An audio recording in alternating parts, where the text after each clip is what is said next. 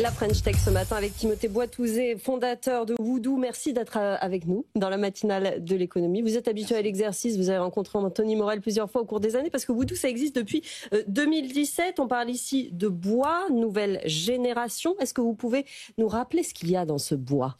Bien sûr. Donc, alors, la vocation de notre entreprise, nous, c'est de façonner des matériaux high-tech pour remplacer des matériaux émissifs dans le bâtiment. Donc, la technologie sur laquelle on a 80 brevets que vous avez devant vous, c'est un bois augmenté. Donc, on enlève une molécule du bois qui s'appelle la lignine, qui pose problème. C'est ce que mangent les insectes, c'est ce qui donne au bois des propriétés mécaniques, donc une solidité relativement médiocre. Nous, on l'enlève, on la remplace par une résine, on densifie la matière et ça vous donne un matériau structurel qui porte des charges très importantes. Oui, qui est lourd, effectivement, et qui est solide. Vous êtes architecte de formation. Vous aviez constaté, avant de créer cette entreprise, que ces matériaux, il fallait faire quelque chose que jusqu'à maintenant, voilà, on n'avait pas avancé sur ce sujet-là. Tout à fait. En fait, si on prend un pas de recul, chaque période de l'histoire de la construction est marquée par un matériau. Le 19e, c'est plutôt le siècle de l'acier. On le voit avec les gares, le Grand Palais, etc.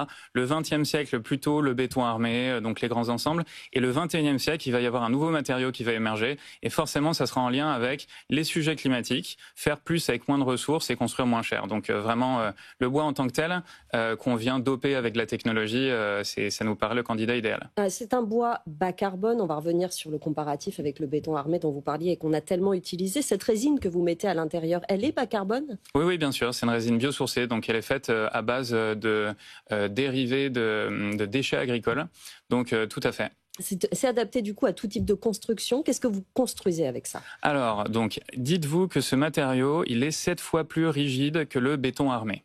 Donc ça nous permet d'avoir des éléments de structure qui sont plus fins, qui sont décarbonés par rapport au béton armé de l'ordre de 80% et in fine moins chers puisqu'on utilise du bois de mauvaise qualité, du bois de faible constitution, donc du peuplier, du charme, du bouleau, des essences dont on peut rien faire. Le peuplier, on en fait des cagettes pour référence, on n'en fait pas des éléments pour le bâtiment.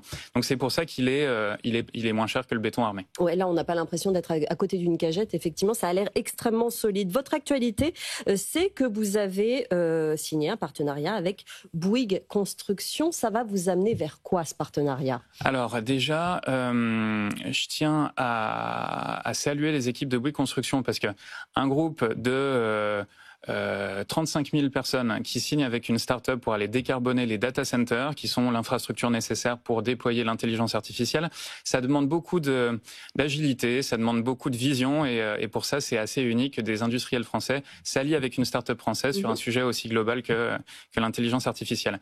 Donc, ce matériau-ci, il va servir à faire des poteaux et des poutres pour les data centers, mais il est transposable à n'importe quel type de bâtiment, que ce soit des logements, des bureaux, des ponts, etc. Justement, ce partenariat-là, j'imagine qu'il va ouvrir d'autres perspectives pour peut-être reconstruire des résidences d'habitation, verdir nos logements. On nous demande de verdir nos logements aujourd'hui. C'est la perspective ?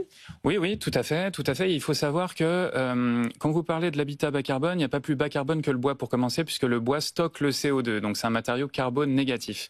Et après, ce qui est intéressant, c'est qu'il est moins cher que ses homologues qui sont émissifs. Donc, ça nous permet de construire in fine moins cher. Quel est votre marché ? C'est la France ? C'est l'Europe ? C'est les États-Unis ? On sait que les États-Unis, sur le verdissement de l'économie, ils sont un petit peu plus lents sur certains sujets. Vous travaillez sur quel espace ? En gros, le béton, c'est la deuxième matière utilisée par les humains sur la planète après l'eau. Donc, notre marché, il est mondial. Oui, effectivement, ça fait des grosses perspectives. Vous avez des concurrents en Europe ?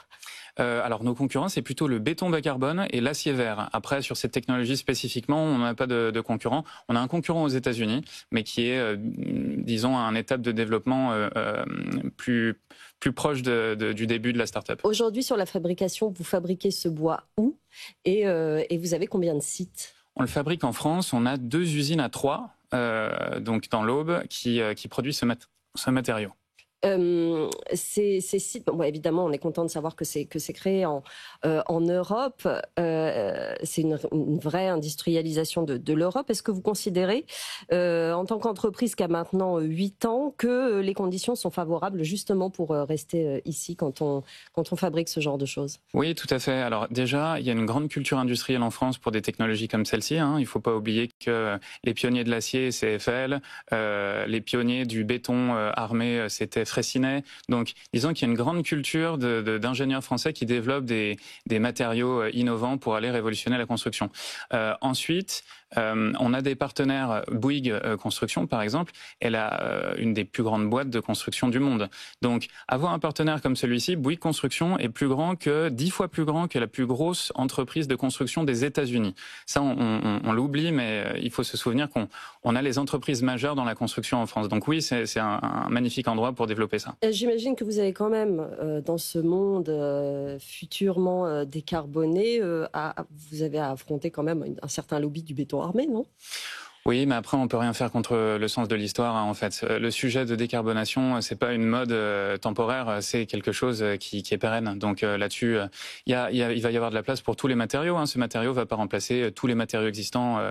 Ce qui est important dans la construction, c'est d'utiliser le bon matériau au bon endroit, dans les bonnes quantités, au bon prix. Au bon prix. Voilà, c'est ça. C'est ça qui est le plus important. Merci beaucoup, Timothée Boitouzé, fondateur de Bout2, d'être venu aujourd'hui dans la matinale de l'économie.